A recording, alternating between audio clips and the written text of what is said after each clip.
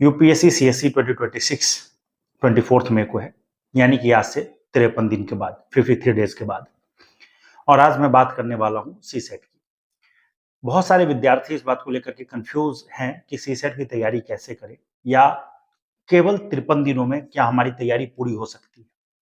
तो मैं बहुत स्पष्ट शब्दों में कह सकता हूं कि अगर आज तक आपने सी सेट का एक अक्षर भी नहीं पढ़ा है और आपकी थोड़ी बहुत समझ है, थोड़ा बहुत आपको गणित आता है, थोड़ा बहुत रीजनिंग आता है, तो आप निश्चित तौर पे इस परीक्षा को क्वालिफाई कर सकते हैं। मैं सी सेट की बात कर रहा हूँ।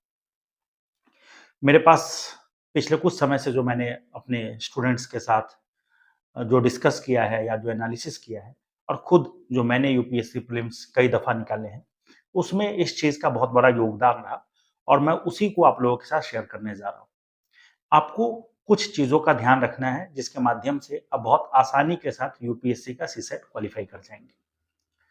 देखिए, सी सेट में जैसा कि हम सब जानते हैं, 200 अंक में आपको केवल 67 मार्क्स लाने हैं। अगर आप 67 मार्क्स ला सकते हैं तो बहुत आसानी के साथ आप सीसेट क्वालिफाई कर जाएंगे। आप इससे ज्यादा ले आइए, बहुत अच्छी बात है, लेकिन आपको 67 नंबर तो लाने ही पड़ेंगे। अगर आप इतना अंक लाते हैं तभी आप प्रीलिम्स क्वालिफाई करेंगे। प्रीलिम्स में भी सीसेट की बात कर रहा हूं मैं। उसके अलावा जनरल स्टडीज में तो हर साल अलग अलग कट ऑफ होता है। जैसे इस बार 92 के आसपास था, तो अगले साल भी मुझे उम्मीद है कि आपको जनरल स्टडीज जीएस पेपर में आपको कुछ 90 प्लस स्कोर तो लाने पड़ेंगे, तब जाकर के आप प्रीलिम्स क्वालिफाई करेंगे। लेकिन जहाँ तक सीसेट का सवाल है, तो सीसेट को हम थोड़ी सी तैयारी करें तो हम क्वालिफाई कर सकते हैं। और क्या करना है उस पर आप थोड़ा ध्यान से सुनिए। देखिए, सीसेट में 3 पार्ट होता है। पहला कॉम्प्रिहेंशन, दूसरा रीजनिंग और तीसरा मैथ। अब आपको सबसे पहले ये समझना पड़ेगा कि हम सारे लोग, जो भी विद्यार्थी यूपीएससी की तैयारी कर रहे हैं, हम सब लोग बाय डिफॉल्ट कॉम्प्रिहेंशन करते ही हैं। जैसे कि अगर आप हिस्ट्री पढ़ रहे हैं, पॉलिटी पढ़ रहे हैं, इकोनॉमिक्स पढ़ रहे हैं, करंट अफेयर्स पढ़ रहे हैं, या बातचीत कर रहे हैं किसी से, तो आप कॉम्प्रिहेंशन बाय डिफॉल्ट कर रहे होते हैं। जैसे कि अगर आप अभी मेरी बात को समझ रहे हैं तो आप क्या कर रहे हैं, you are trying to comprehend, समझने का प्रयास कर रहे हैं, और यही चीज कॉम्प्रिहेंशन होता है। अब जो काम हम लगातार कर रहे हैं पिछले कई सालों से, जैसे कि हम बचपन से ही हिस्ट्री पढ़ रहे हैं, हिंदी पढ़ रहे हैं, अंग्रेजी पढ़ रहे हैं, आपस में बातचीत कर रहे हैं, उसके अलावा जो तैयारी कर रहे हैं जिसमें हम जीएस की पढ़ाई जब कर रहे हैं, तो उसमें भी बाय डिफॉल्ट हम कॉम्प्रिहेंशन तो कर ही रहे हैं। तो वो हमारा ऐसा क्षेत्र है जिसकी तैयारी हम लगातार कर रहे हैं। लेकिन दिक्कत ये होती है कि हम सारे स्टूडेंट्स कहीं ना कहीं सेल्फ डाउट में होते हैं कॉम्प्रिहेंशन को लेकर के, कि हम जो आंसर बनाने जा रहे हैं या हम जो क्वेश्चंस, जो हम ऑप्शंस चूज कर रहे हैं, वो सही है या नहीं है। और इस चक्कर में क्या होता है कि हम कॉम्प्रिहेंशन में बहुत बार बहुत कम क्वेश्चंस अटेम्प्ट करते हैं। कुछ ऐसे विद्यार्थी भी मुझे मिले जो कॉम्प्रिहेंशन करते ही नहीं है। ये एक सुसाइडल स्टेप है। आपको कॉम्प्रिहेंशन करना पड़ेगा, ये बहुत जरूरी है। अब कॉम्प्रिहेंशन की तैयारी कैसे करें, तो देखिए, तकरीबन 28-29 क्वेश्चन आपको कॉम्प्रिहेंशन का मिल जाएगा। एग्जाम में 80 क्वेश्चन का आपका पेपर होगा, जिसमें से 28-29 क्वेश्चन कॉम्प्रिहेंशन के होंगे। तैयारी करने के लिए आपको बहुत अलग से कुछ नहीं करना है। आप पिछले 10-12 सालों का जो सी सेट का टेस्ट एग्जाम हुआ है, यूपीएससी ने जो एग्जाम लिया है प्रीलिम्स, उसमें सी सेट पेपर उठाइए, पीवाईक्यूज, और उसके कॉम्प्रिहेंशन को प्रैक्टिस कर जाइए। कोचिंग के कॉम्प्रिहेंशन कई बार आप प्रैक्टिस करते होंगे या मॉक देते होंगे, तो आपके बहुत ज्यादा सही होते होंगे। लेकिन मेन एग्जाम में ऐसा होता होगा कि आपके अंक कम हो जाते होंगे। तो उसका एक बहुत बड़ा कारण है कि जो कोचिंग के कॉम्प्रिहेंशन होते हैं, उसमें थोड़ी सी दिक्कत हो जाती है। दिक्कत क्या होती है उसको समझिए। कॉम्प्रिहेंशन मुश्किल कब होता है? कॉम्प्रिहेंशन मुश्किल तब होता है जब ऑप्शंस कंफ्यूजिंग होते हैं। अब मान लीजिए किसी कोचिंग में किसी कंटेंट की टीम ने कॉम्प्रिहेंशन बनाए और उसने उसको टफ करने का प्रयास किया, और 3 ऐसे ऑप्शंस डाले जो कंफ्यूजिंग है। अब मान लीजिए कि एक व्यक्ति को लगता है कि ऑप्शन ए सही है, दूसरे को बी लगता है, और जो कंटेंट की टीम है जिसने क्वेश्चंस बनाए हैं उसने कहा कि सी सही है। तो दिक्कत ये हो जाएगी कि बाकी के सारे लोग उससे जाकर के लड़ाई करने लगेंगे। तो ऐसी परिस्थिति से बचने के लिए ज्यादातर कोचिंग के जो लोग होते हैं, वो कॉम्प्रिहेंशन बहुत कंफ्यूजिंग ऑप्शंस देने से बचते हैं। लेकिन यूपीएससी के केस में ऐसा नहीं है।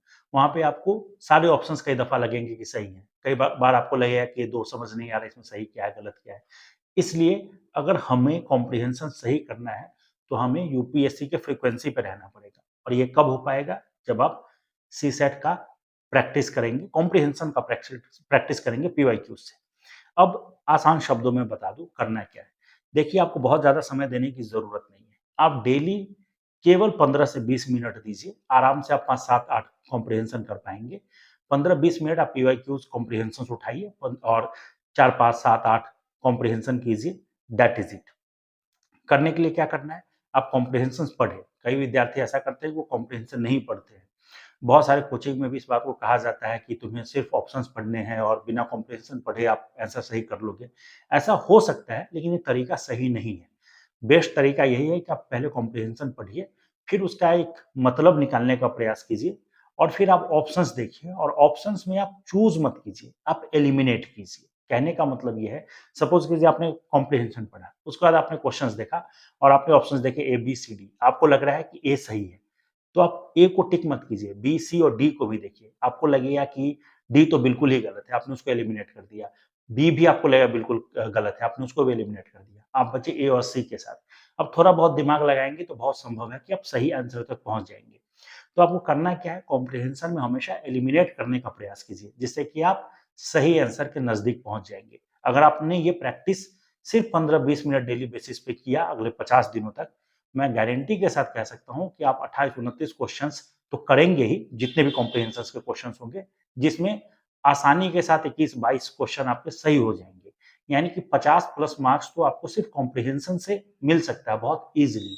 उसके बाद आपको सिर्फ 17 नंबर लाने हैं, जो कि आप मैथ और रीजनिंग से ला सकते हैं। अब मैथ और रीजनिंग के लिए क्या करना है? अलग से बहुत कुछ नहीं करना है। मैथ और रीजनिंग का आप अपने पसंद का 10 टॉपिक चूज़ कीजिए, 10 टॉपिक मैथ का और 10 टॉपिक रीजनिंग का। करना कुछ नहीं है।